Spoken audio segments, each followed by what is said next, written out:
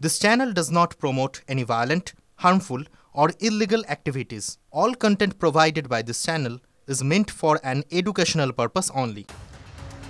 দিনে আরো একটা চাঞ্চল্যকর খবরের দিকে নজর রাখা যাক। এক কোপে ধর মুন্ডু আলাদা করে দেওয়া হয়েছিল।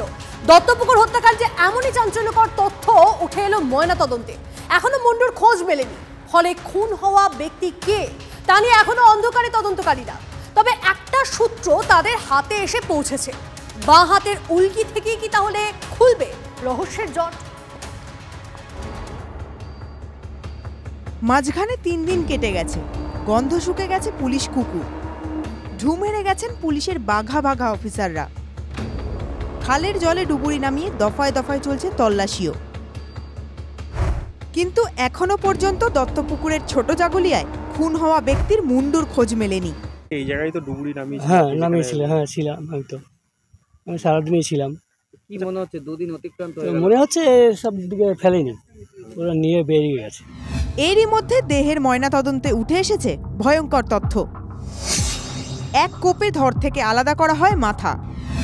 এর থেকে তদন্তকারীদের অনুমান কোনো ধারালো অস্ত্র দিয়ে ব্যক্তিকে খুন করা হয়েছে, যে অস্ত্র সাধারণত কসাইরা ব্যবহার করে থাকে এবং খুনি যথেষ্ট শক্তিশালী। গোটা দেহের নমুনা ভিসেরার জন্য পাঠানো হয়েছে। সেখান থেকে আর কি কি তথ্য উঠে আসে তার অপেক্ষায় তদন্তকারীরা। খুনের ধরন দেখে আতঙ্কিত স্থানীয়রা। আতঙ্কিত, সত্যি তাই। যা ঘটনা ঘটেছে বলার কোনো আর সীমা নেই, জানো। এই যা ঘটেছে আমি কালকে আমার শালার মোবাইলে দেখলাম, আরে বাপরে বাপরে, দেখে আমার ভয় লাগছে যে অবস্থা। এই যে পুলিশ প্রশাসন 3 দিন হয়ে গেল এখনো খুঁজে বের করতে পারেনি। কাটা মুন্ডু উদ্ধার নিয়ে পুলিশ সম্পূর্ণ অন্ধকারে রয়েছে। এখনো পর্যন্ত মুন্ডু উদ্ধার হয়নি। তাহলে মুন্ডু উদ্ধার না হলে কিভাবে তার চিহ্নিতকরণ হবে? এইসব নানা প্রশ্ন রয়েছে। যে কথা চিকিৎসকরা বলছেন ধারালো অস্ত্র ব্যবহার করা হচ্ছে, তাহলে সেই অস্ত্র কোথায়? তাহলে অস্ত্র এবং মুন্ডু নিয়ে কারা চলে গেল? কি উদ্দেশ্যে খুন? এসব নানা প্রশ্নের উত্তর পুলিশের কাছে নেই। একটা সূত্র অবশ্য মিলেছে। খুনের কিনারা করতে সেই সূত্র ধরেই এগোচ্ছে পুলিশ। পুলিশ সূত্রে খবর, দত্তপুকুরে নিহত ব্যক্তির বাঁ হাতে উল্কি রয়েছে। তাতে একটি লাভ সাইন এবং ইংরেজিতে লেখা বি রয়েছে। এই ট্যাটুই হচ্ছে পুলিশের অস্ত্র, যা ইতিমধ্যে বেশ কতগুলো থানাতে পাঠানো হয়েছে। সেখানকার পরিবাররা এসছেন, তারা এসে তাদের নিখোঁজ ব্যক্তির সঙ্গে এই ব্যক্তির মিল পাননি। ফলত শনাক্তকরণের জায়গায় এখনো পর্যন্ত পুলিশ পৌঁছাতে পারেনি। কার দেহ পুলিশ নিশ্চিত নয়। শুধু ওইভাবে বোঝা যায়নি, সব পুড়ে পুড়ে গেছে তো সেরকম ভাবে বোঝা যাচ্ছে না, কিন্তু ইনি নন। তবে যেটা আইডেন্টিফাই করেছে আমাদের বডি নয় এটা। না, হাত পাগুলো তো এমনি চিনি, কিন্তু ইনি নন। আমার স্বামী, আমি হাত পা চিনি, ইনি নন। হাত পা পুড়ে গেছে, হাতের আঙুল টাঙুলগুলো একটু বোঝা যাচ্ছে, কিন্তু ইনি নন। সরস্বতী পুজোর সকালে ক্ষেতের মধ্যে থেকে হাত পা বাঁধা অবস্থায় উদ্ধার হয়েছিল দেহ। 3 দিনেও স্থানীয় থানায় কোনো নিখোঁজ ডায়েরি হয়নি। তাই মনে করা হচ্ছে খুন হওয়া ব্যক্তি স্থানীয় কেউ নন, বহিরাগত। এক কোপে তার মাথা কাটল কারা? মুন্ডুর মতোই সেটাও রহস্যে মোড়া। সুকান্ত মণ্ডলের সঙ্গে দীপঙ্কর দাসের রিপোর্ট, TV9 বাংলা। দেখুন, আরজিকর কাণ্ডের পর বারবার খবরের শিরোনামে এসেছে Uttarbanga medical college. Thread culture থেকে প্রশ্ন ফাঁস, কি না অভিযোগ তুলেছেন জুনিয়র চিকিৎসকদের একাংশ। বছর ঘুরতে না ঘুরতেই আবার খবরে উত্তরবঙ্গ মেডিকেল কলেজ। এবার অভিযোগ তুলছেন রোগীর পরিজনেরা। অভিযোগ, প্রসূতি বিভাগে টাকা দিলে তবেই মিলছে পরিষেবা। অস্থায়ী কর্মীদের একাংশ রীতিমতো মৌরসী পাট্টা তৈরি করেছেন ওয়ার্ডের মধ্যে। কেন এই চক্র ভাঙতে পারছে না হাসপাতাল কর্তৃপক্ষ? একটি ভিডিও বিতর্ক আরো বাড়িয়ে দিয়েছে। তোবার ফোন করে না,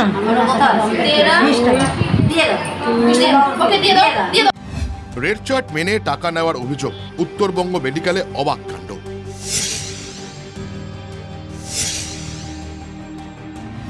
প্রসূতি বিভাগে অস্থায়ী কর্মীরা রোগীর পরিজনদের থেকে টাকা চেয়ে ব্যতিব্যস্ত করার অভিযোগ উঠছে। রোগীর পরিবারকে পরিষেবা দিতে টাকা দাবি করছেন অস্থায়ী কর্মীদের একাংশ। প্রসূতি বিভাগে দীর্ঘদিন ধরে কয়েকজন অস্থায়ী কর্মী মৌরসী পাট্টা তৈরি করে ফেলেছেন। ওই কর্মীদের প্রসূতি বিভাগ থেকে অন্য বিভাগে সরানোর নির্দেশ এলেও তা কার্যকর হয়নি। রোগীদের ওষুধ খাওয়ানো, ক্যাথেটার পরানো, সব কাজের জন্য রোগীর আত্মীয়দের গাঁটের করি খরচ করতে হচ্ছে। ক্ষুব্ধ রোগীর পরিজন মেডিকেল সুপারের কাছে ডেপুটেশন দেন। কার মদতে এই চক্র চলছে প্রশ্ন তুলছে রোগীর আত্মীয়রা। প্রসূতি বিভাগের বাড়ির লোকের থেকে টাকা নেওয়া হচ্ছে। এরা তাদের বলে বিভিন্ন ধরনের কাজ করছে, ভেতরে নোংরা কাজ করতে হচ্ছে, এই করতে হচ্ছে, সেই করতে হচ্ছে, পেশেন্ট শিফটিং করতে হচ্ছে। এটা কোনো সীমিত হয় না, টিপসের কোনো টিপস তো বলা যাবে না, এটা হচ্ছে অবৈধভাবে টাকা নয়, এটা টাকা দিতে বাধ্য হয়। এখন একটা যদি প্রসব হলো, তার একটা খুব খুশির খবর, সে যদি টাকা দিতে না পারে একটা অভিশাপ দিয়ে দিচ্ছে, টাকাটা নিচ্ছে ওখানকার যারা কর্মচারী আছে, অস্থায়ী কর্মচারীরা আছে। একটা ভিডিওকে সামনে রেখে ওই কর্মীদের বিরুদ্ধেই সরব অস্থায়ী কর্মীদের একাংশ। চিকিৎসারত প্রসূতিদের প্রতিটি ক্ষেত্রে পরিষেবা পেতে অস্থায়ী কর্মীদের নাকি বিপুল পরিমাণ টাকা দিতে হচ্ছে, এমনটাই অভিযোগ করছেন অস্থায়ী কর্মীদেরই একটা অংশ। তাদের দাবি, দীর্ঘদিন ধরে বিভিন্ন ওয়ার্ডে যে অস্থায়ী কর্মীরা বেসরকারি সংস্থার মাধ্যমে এসে কাজ করছেন তাদের বদলি হয় না।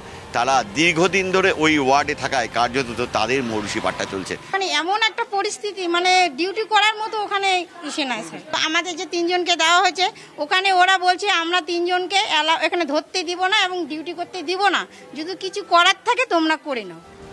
অভিযোগ, নতুন রোস্টার হলেও অভিযুক্ত কর্মীরা অন্য ওয়ার্ডে যান না।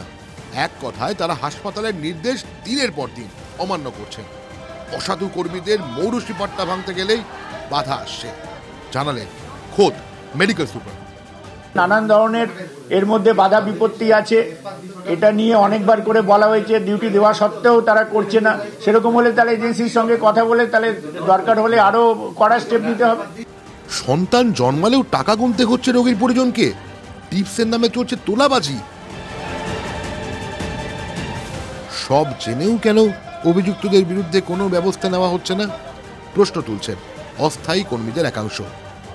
যারা কাজ করছেন একদম নিচের তলায় অস্থায়ী কর্মীরা, তাদের বদলি করতে গেলেই বারংবার বাধা আসছে।